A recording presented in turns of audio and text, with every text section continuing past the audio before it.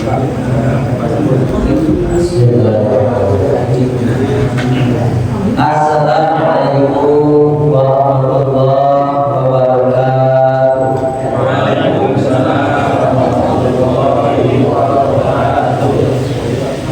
Alhamdulillahilladzi arsala rasulahu bil huda wa dinil haqq liyuzhirahu 'ala dini kullihi wa kafaa billahi shahida. Asyhadu an la ilaha illallah wahdahu la syarika lahu wa asyhadu anna Muhammadan abduhu wa rasuluhu la nabiyya ba'da. Allahumma shalli wa sallim 'ala sayyidina Muhammadin wa 'ala alihi wa ashabihi ajma'in. Rabbi shrah sadri wa yassir li amri wa hlul 'uqdatam min lisani yafqahu qawli. Hadirin wa hadirat Bapak-bapak, Ibu jamaah haji al-Qausar, syukur alhamdulillah di malam hari ini kita masih diberikan nikmat yang begitu besar, yaitu nikmat Islam, juga nikmat yang tidak terlalu bagi kita, yakni nikmat sehat, walafiat. Sehingga dengan nikmat sehat ini kita bisa hadir dari rumah ke masjid, pertama dalam rangka sholat maghrib berjamaah, dan insyaallah pada sholat maghrib ini kita lanjutkan kembali dengan salah satu kewajiban kita yang lain, yakni sholat maghrib. Bapak Ibu yang dimuliakan Allah Subhanahu wa taala, kajian kita malam ini dilanjut kembali masih di surat Al-Baqarah, ayatnya ayat 51. Quran surat Al-Baqarah ayat 51.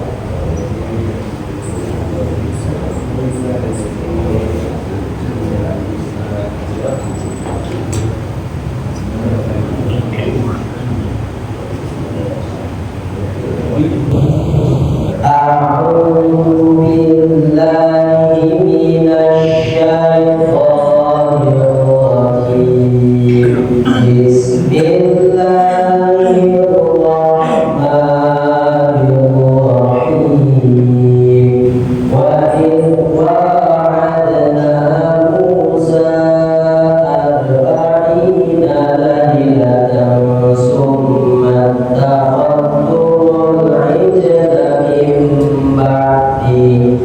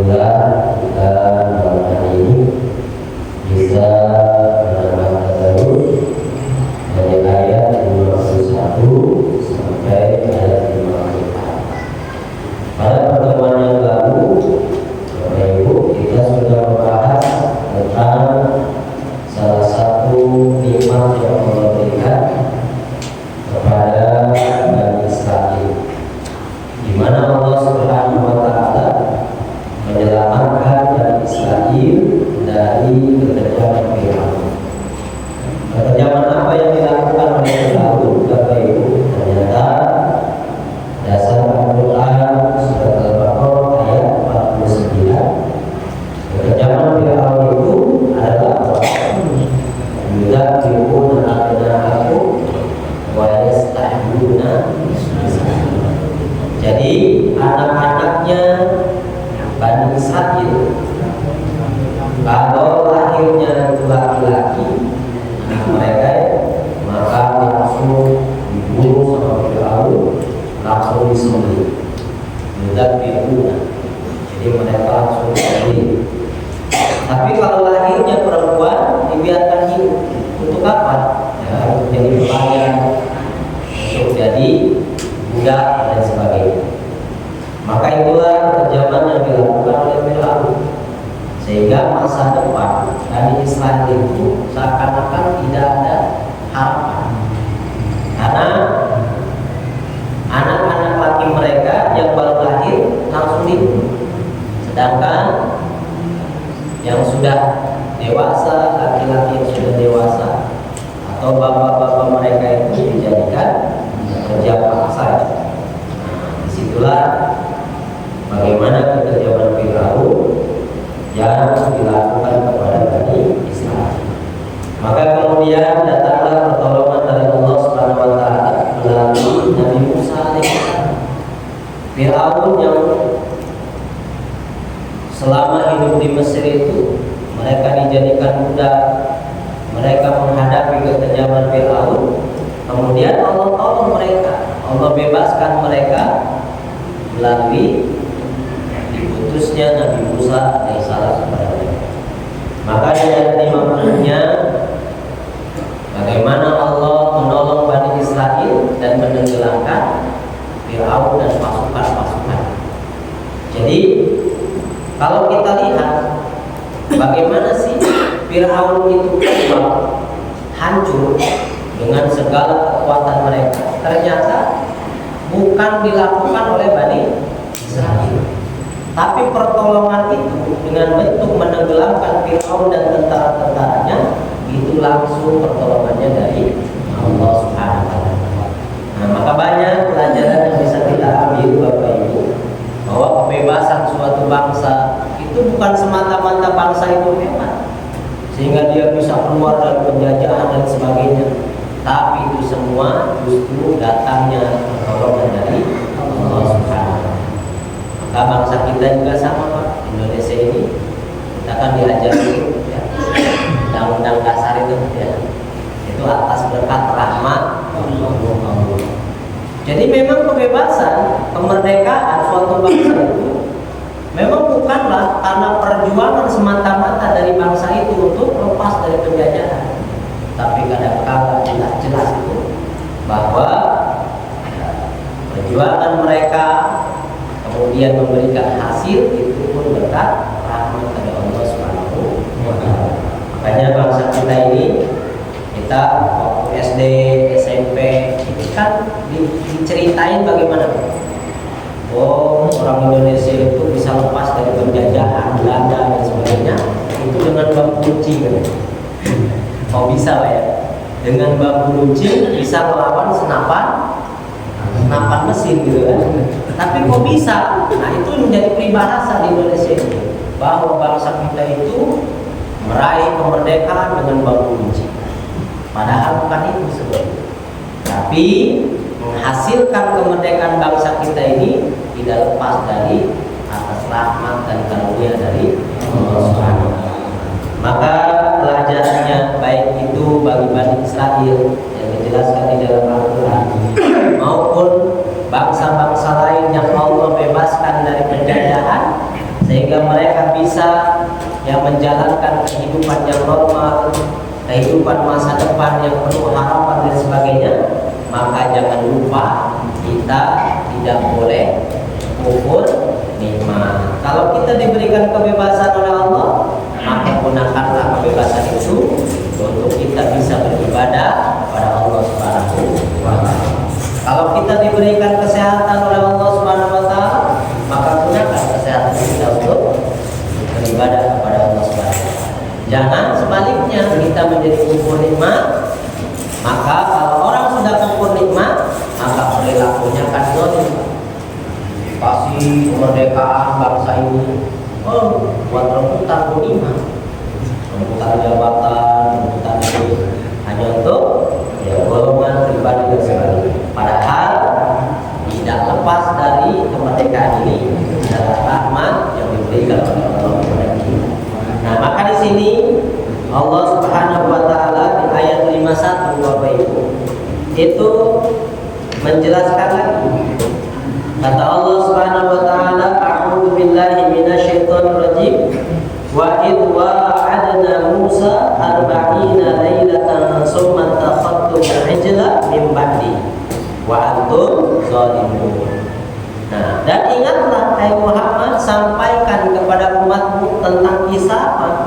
Kisah Nabi Musa alaihissalam, di mana Nabi Musa itu dijanjikan oleh Allah Subhanahu wa taala dengan 40 malam.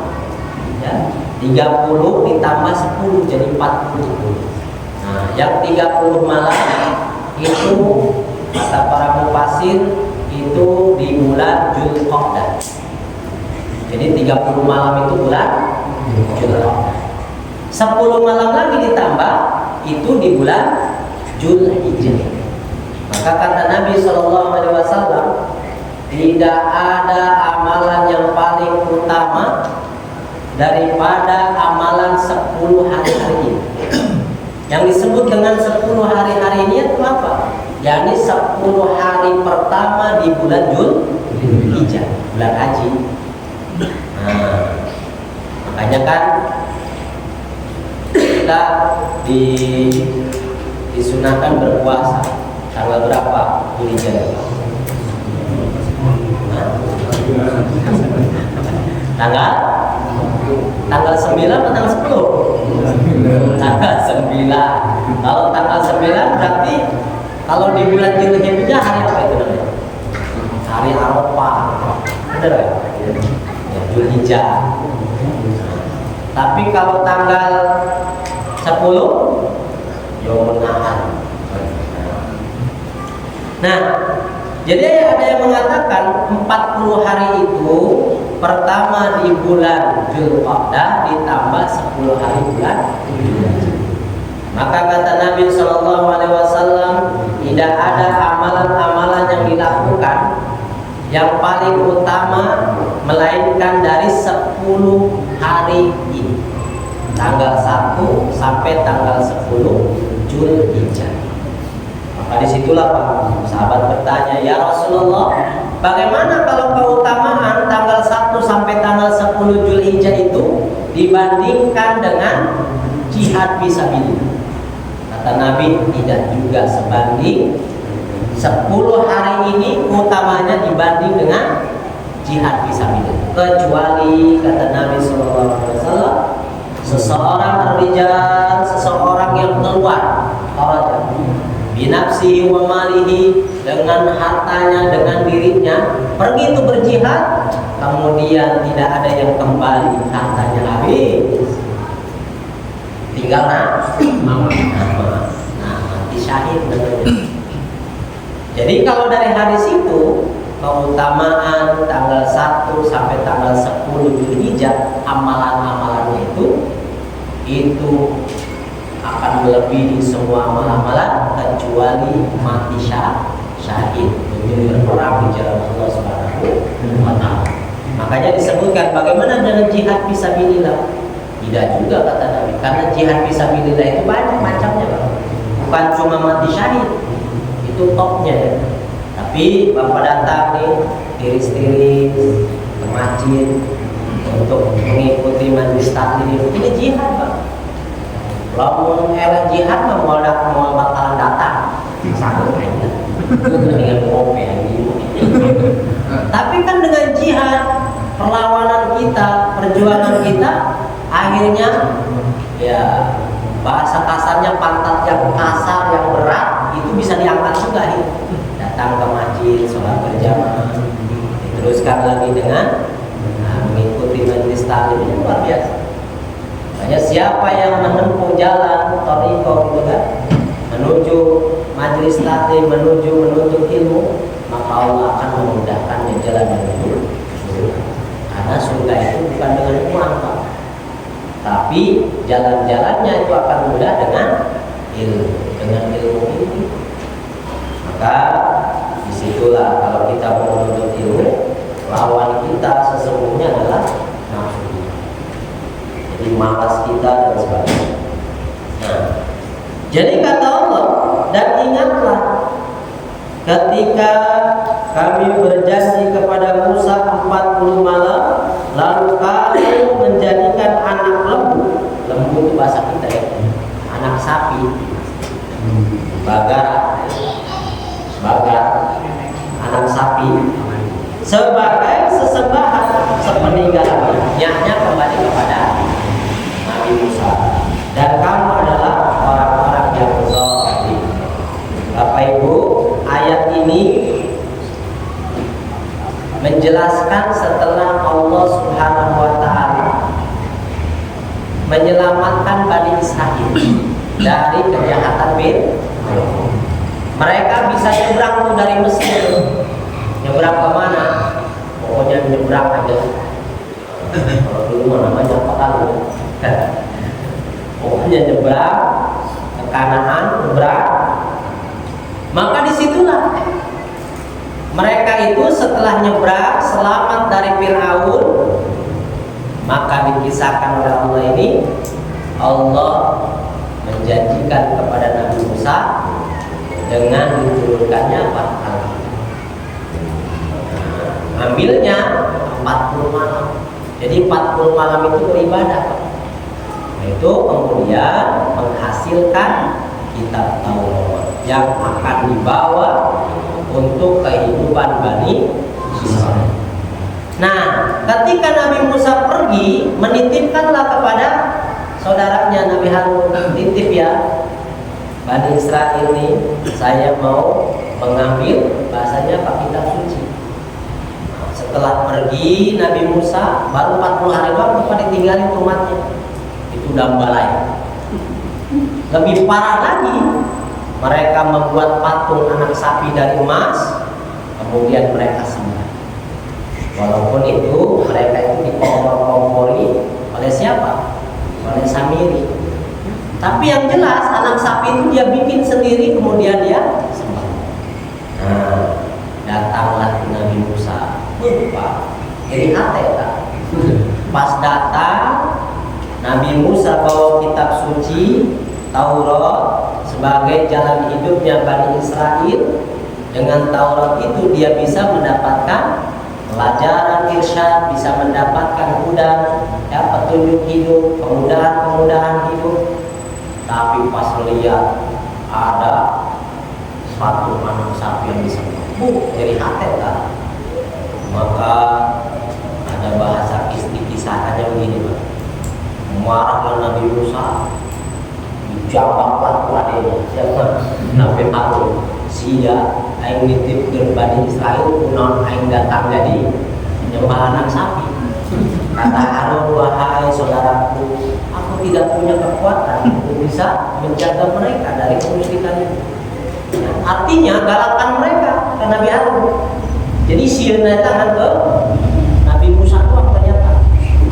Nah, maka disitulah kata Allah, perbuatan menyembah selain Allah Subhanahu wa Ta'ala disebutnya zalim wa antum zalim.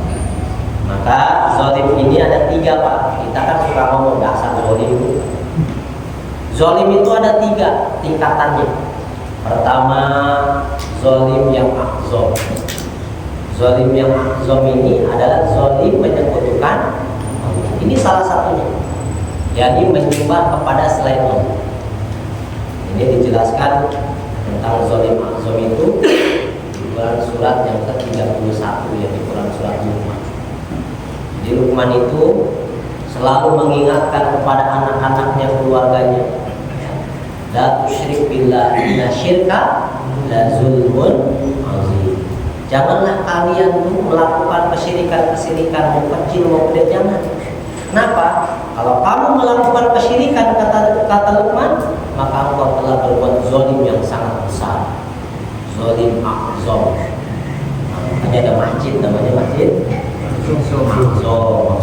masjid agung, masjid gede. Nah ya, itu dia.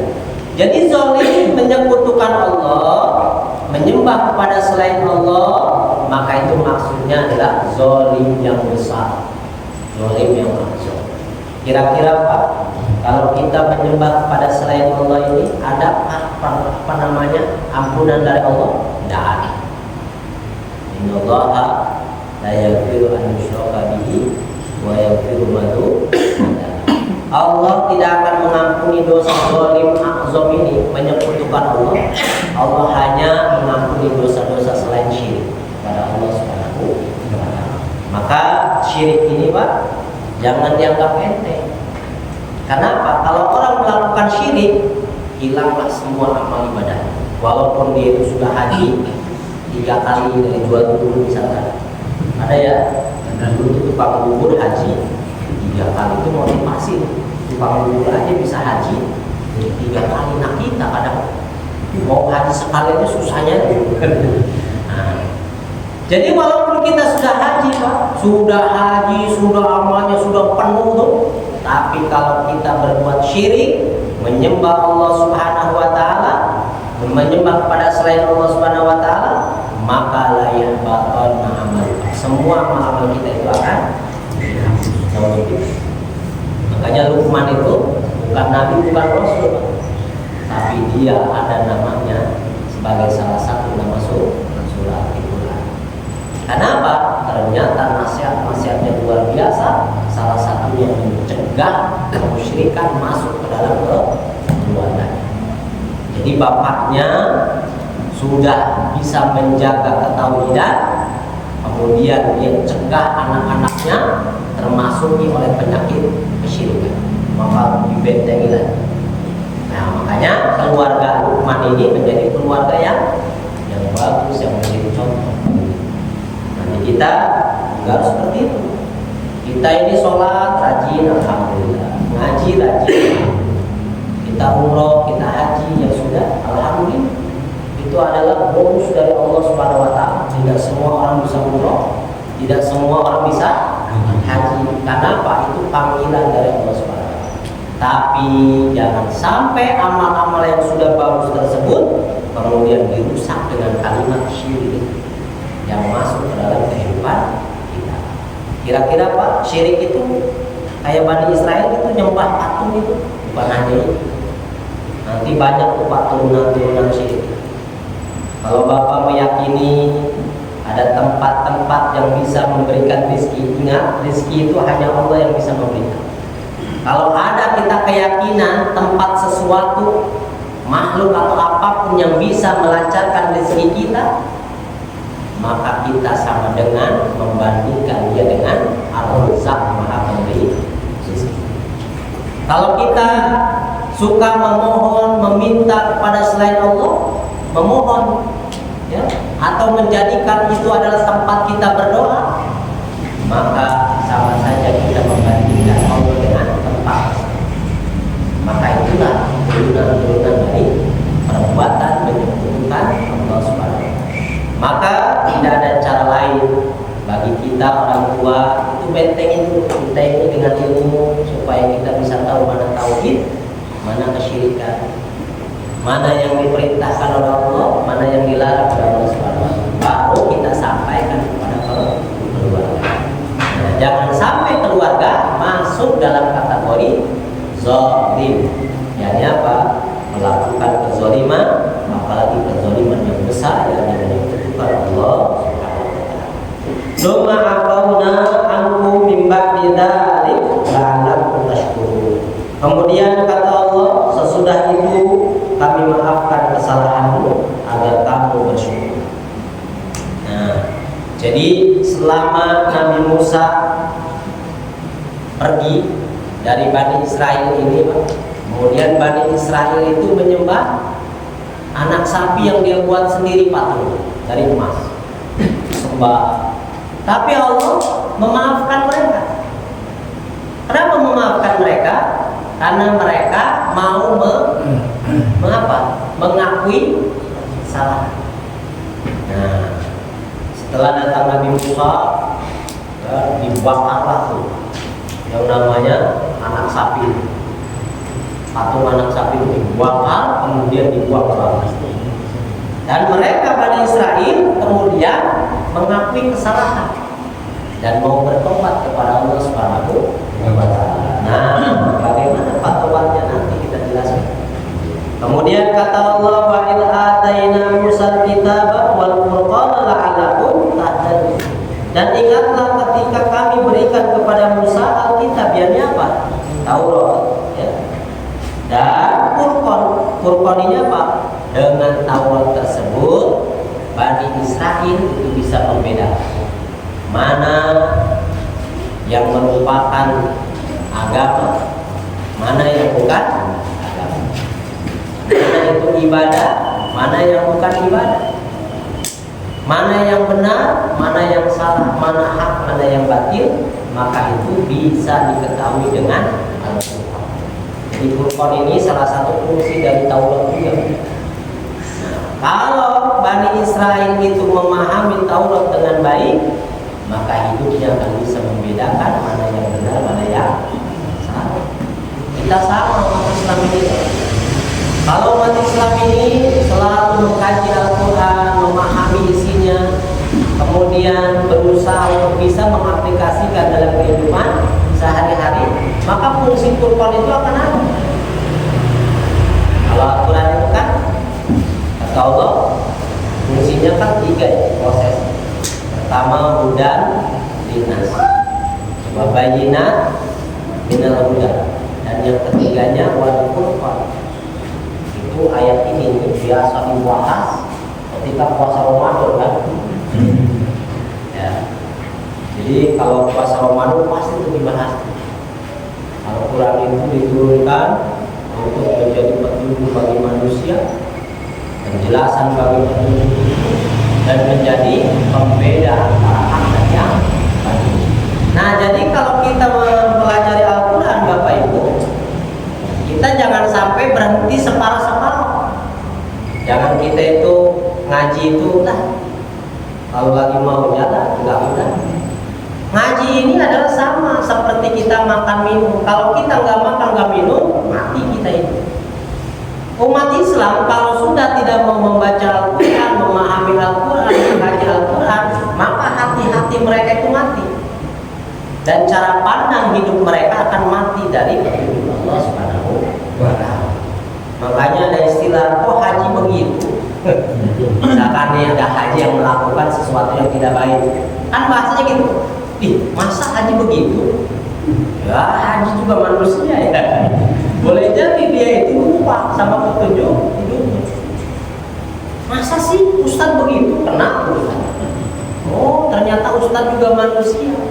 Pinter ngomongin orang, dirinya lupa. Nah, jadi yang bisa menjamin kita itu adalah praktek nyata.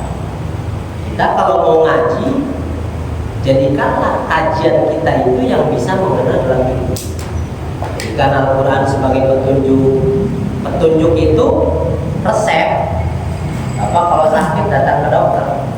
Dokter itu ngasih resep kan? Medisinnya di sebelah sana. Ini Pak, kasih tulis-tulis oret-oret, tulisan kajian kita baca. Ya Pak, dibawa mana? Itu bagian obat. Kan kita mikir ini. Ada yang nanya, Pak, obat ini berapa duit? 5 juta. Waduh, tadinya mau nebus obat, karena udah 5 juta udah stres duluan. Dibaca aja nih obat ini. Kita tahu petunjuknya, kalau sakit kita ini obatnya tuh ini, dibaca sama kita ini. Tapi kalau nggak beli obatnya, ya tetap aja cuma ngebaca doang. Sakit perut, capek kuku, sakit kepala, tahu pinter, udahnya sudah ada. Maka harus kebayina, penjelasan sampai betul-betul nih, sampai penjelasan ini kita beli obat. Oh, orang tai pingsan harus ini. Ayo jelema saya nyari tai pingsan, Mbak, ada tai pingsan. Apa tuh tai pingsan? Ih, nyamuk ini tak capek.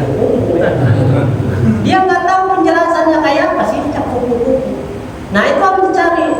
Tapi sudah ada fungsinya belum ke kita? Belum. Fungsinya ketika kita beli, kemudian oh ini obat sakit perut, ini obat ini diminum sama kita ini Pak bisa sembuh, mohon maaf kasarnya, kalau memang kita sesuai resep kan. Sakit perut berarti obatnya kayak pingsan, minum. Sakit perut minumnya apa? Sulfatilamid. Itu kan gak nyambung. Nah makanya butuh kurban tadi. Makanya banyak umat Islam yang kadang-kala hidupnya tidak sesuai dengan konsep keislaman. Kenapa? Karena banyak umat Islam yang kadang-kala nggak kenal dengan konsep hidupnya, yaitu Al-Quran. Ditambah lagi ada yang salah pikir ya, bahwa Al-Quran itu jimat, Al-Quran itu bisa mengusir setan, Al-Quran itu apa seni keindahan, ditempel-tempelin dan lain sebagainya, ditaruh di sabun, jadi apa? Jadi jimat ya. Jadi dan lain sebagainya. Aduh, Al-Quran diturunkan bukan untuk itu, tapi hudalina sebagainya diminal huda wal furqan, supaya manusia hidup di dunia ini, umat Islam khususnya, bisa membedakan mana yang baik, mana yang buruk dengan Al-Quran. Makanya ya Allah kasih kebaikan-kebaikan.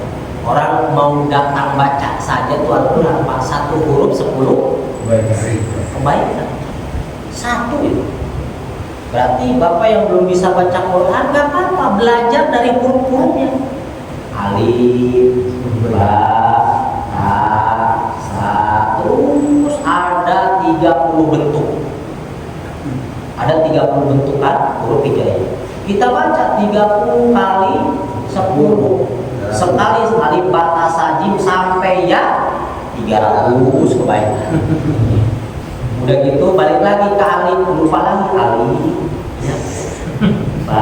Balik lagi 300, pahala balik lagi. Semakin kita bulak balik nggak hafal-hafal karena tua, pahalanya semakin nggak ada yang sia-sia belajar Al-Quran. Tapi kan masalahnya kitanya yang kadang kalah sendiri. Isi itu bisa-bisa ini ngaran terus kolok terus sanggup lain. Nah, kalau udah sanggup urusan beda lagi tuh. Ya. Jadi, Bapak Ibu kita kembali. Allah memberikan Nabi Musa Alkitab yaitu Al-Qur'an atau Taurat itu sebagai pembeda bagi kehidupan Bani Israel, sehingga mereka bisa membedakan mana yang hak, mana yang batil. Kalau mereka mau menerima Taurat tersebut, menjalankan dalam kehidupan sehari-harinya, lalakum tahtadun, maka hidup mereka itu terarah, terkontrol, mendapatkan petunjuk langsung dari Allah Subhanahu wa Ta'ala. Maka bersyukur Pak, kita ini kalau hidup kita ini masih masuk, otak kita, hati kita masih support dengan bacaan Quran. Kan ada yang nolak ya, pas baca Quran nolak. Kalau udah nolak bagaimana Pak? Membentur kan? Akhirnya udah bacaan. Nah, gitu. Nggak mau ngaji lagi. Nah itu karena nolak, nggak support bahasanya. Tapi kalau kita mau support, masih mau menerima, walaupun kita mungkin terbata-bata, masih mau, maka itu adalah nikmat terbesar yang diberikan oleh Allah kepada kita. Sehingga kita tahu, kita komunikasi sama Allah itu ya salah satunya dengan membaca Al-Quran. Kalau kita nggak pernah baca Quran Pak, berarti kita nggak pernah komunikasi dengan Allah. Kita kalau sholat berjamaah, kita kan diomongin tuh sama Allahu Akbar. Al-Aitalladzi yukadzibu biddin. Allah kan lagi hajat ngobrol sama kita. Tahukah kamu orang yang mendustakan agama? Sadarlah kita itu.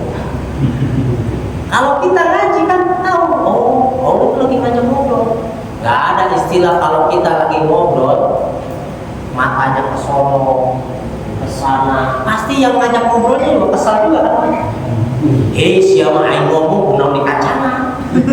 Sama kita kalau sholat, kalau kita itu mendengarkan, memahami itu Al-Aidalladzi yukadzibu biddin. Tahukah kamu orang yang mendustakan agama? Kan kita konek. Orang yang mendustakan agama itu satu yang mengatakan tidak mau memberi makan atau menganjurkan memberi makan orang miskin. Nah kita itu lagi diajak ngobrol. Kalau kita sudah paham tuh dengan bacaan Quran yang dibaca imam-imam itu, maka kita nikmatlah sholatnya. Kita ini fokus dengan bacaan tadi. Nah tapi beda kalau kita memang belum tahu tuh bacaannya. Yang kita ya minimal pahala itu. Nah kan. Tapi nanti supaya lebih nikmat lagi itu sholat, Bapak harus banyak-banyak baca Quran.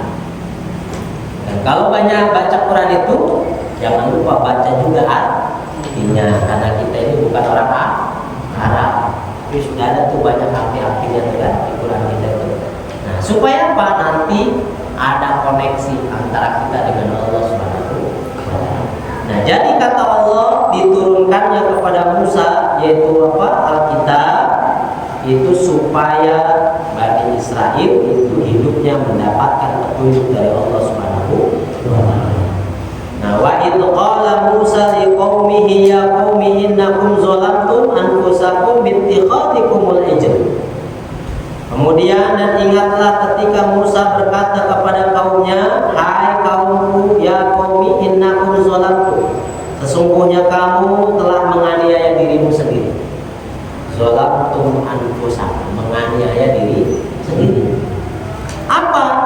Dengan apa dia menganiaya diri sendiri? Bittikhadikumul ijl, dengan menjadikan patung anak sapi sebagai sesembahan. Luar biasa. Jadi kalau orang menyekutukan Allah, padahal dia hidup dari Allah, dia rizki dari Allah, nikmat mata, tangan, telinga, mulut, semua organ-organ itu diberikan oleh Allah, tapi dia menyembah kepada selain Allah, itu dipastikan orang ini telah menjerumuskan diri sendiri. Disebutnya apa? Zalamtum anfusakum. Kamu menjerumuskan, kamu menzalimi diri sendiri, menganiaya diri sendiri. Itu ketika Nabi Musa datang kemudian melihat mereka sedang menyembah anak sapi, maka kata Nabi Musa, hai kaumku, engkau itu telah zalim terhadap dirimu sendiri. Kenapa? Karena engkau telah menjadikan anak sapi ini yang kamu buat patungnya lalu disembah. Padahal apa? Semua hidup kita, mati kita, rezeki kita, semua nikmat-nikmat yang kita miliki itu bukan dari anak sapi ini, tapi datang dari Allah. Kenapa kamu menyembah? Itu Nabi Musa. Kemudian fatubu ila bari'ikum faqtulu anfusakum. Karena mereka kemudian mau sadar, mau menerima kesalahannya, mau bertobat, bertanya, kalau kami mau bertobat wahai Musa, apa yang kami lakukan? Apa kata Musa? Berdasarkan ayat ini, fatubu, bertobatlah kalian kepada Tuhan yang menciptakan bari'ikum. Berarti kalau sudah bertobatlah kepada Tuhan yang menciptakanmu, tidak langsung Allah, karena ini sangat besar kesalahannya, yakni menunjukkan faqtulu anfusakum. Maka kalau kamu mau bertobat, kata Musa, diperintahkanlah oleh Allah, kalian harus membunuh diri. Pak, kalau umat Islam kayak Bani Israel gimana Pak? Orang habis menyekutukan Allah, mau tobat, ambil besok bunuh diri, bunuh, habis gitu ya. Tapi ini dijelaskan bahwa Bani Israel cara mereka bertobat dari menyekutukan Allah, tobatnya adalah bunuh diri. Bagaimana cara bunuh dirinya Pak? Para ahli tafsir menjelaskan, Ibnu Abbas dan yang lain-lain, itu ketika mereka mau bertobat, menerima kesalahan mereka, mereka takut kepada Allah, maka diperintahkanlah mereka semua kumpul di tanah lapang. juga yang mengatakan yang menyembah anak sapi ini dalam posisi duduk, yang tidak menyembah anak sapi dalam keadaan berdiri. Nah, kemudian datanglah cuaca yang gelap kayak kabut. Itu dari Allah didatangkan kabut. Kemudian disitulah diperintahkan satu sama lain yang menyembah anak sapi tadi untuk membunuh. Jadi membabi buta siapanya. Kenapa kok ada kabut yang gelap situ? Karena biar mereka tidak bisa melihat mana bapaknya, mana anaknya, mana saudaranya.